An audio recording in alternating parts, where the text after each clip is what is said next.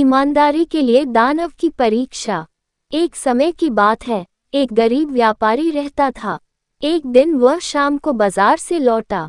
चूंकि वह थका हुआ था इसलिए वह थोड़ी देर आराम करने के लिए एक छायादार टीन पर बैठ गया। वह पेड़ पर झुककर खजूर का एक पैकेट खाने लगा। खजूर खाकर उसने सुपारी पीछे फेंक दी। उसके चारों ओर एक भयावह आवाज हुई और कुछ देर के लिए पूरी जगह हिल गई। व्यापारी डरकर पेड़ के पीछे खड़ा हो गया। उसने एक कुरूप मुख वाला दुष्ट राक्षस देखा। राक्षस को देखते ही उसके पैर कांपने लगे और वह जमीन पर मजबूती से खड़ा नहीं रह सका। उद्धरण चिन्ह।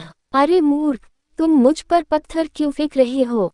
मैं शांति से सो रहा था। तुमने मेरी नींद खराब कर दी है। तुम्हें इसके लिए मरना होगा। वह गरजती हुई आवाज में चिल्लाया। किसी तरह व्यापारी ने साहस जुटाया और बोला, महाराज, मैं आप पर पत्थर नहीं फेंकता। मुझे तुम्हें परेशान करने का कोई विचार नहीं था। मैंने जो खजूर के बीज खाए हैं उन्हें मैंने फेंक दिया है। मैं बहुत शर्मिंदा हूँ, इसलिए कृपया मुझे माफ कर दीजिए। लेकिन राक्षस ने कहा, तुम अपनी धूर्त बातों से मुझे धोखा दे रहे हो।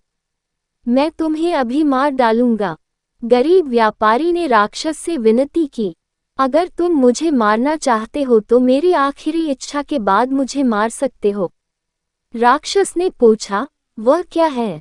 व्यापारी ने निवेदन किया, आप मुझे एक बार अपने घर जाने की अनुमति दें। मैं दूसरों का कर्ज चुका दूंगा और मरने से पहले अपने परिवार को आखिरी शब्द कहूंगा।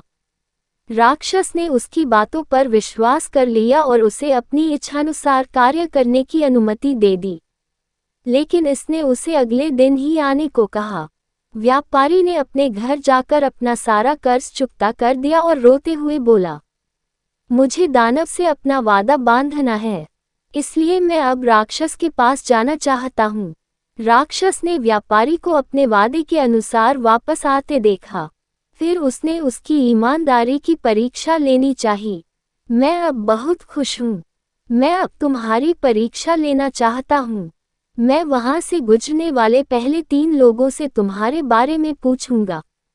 अगर वे तुम्हारे बारे में अच्छी बातें करेंगे तो मैं तुम्हें घर छोड़ दूंगा। राक्षस ने कहा और 3 व्यक्तियों की प्रतीक्षा करने लगा। पहला आदमी वहाँ आया। वह बूढ़ा था। राक्षस ने उसे रोका और पूछा, क्या तुम इस व्यापारी को जानते हो? बूढ़े आदमी ने कहा, हाँ, मैं उसे बहुत अच्छी तरह से जानता हूँ। वह मुझ पर बहुत दयालु है और जब चोरों ने मुझे लूट लिया था तो उसने मेरी मदद की थी।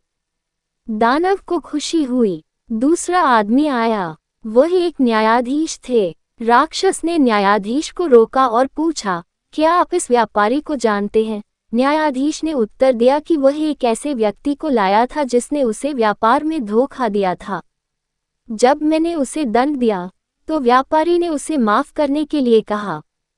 राक्षस कुछ देर तक मुस्कुराया। तीसरा आदमी आया। वह बहुत अमीर आदमी था। राक्षस ने उससे वही प्रश्न पूछा।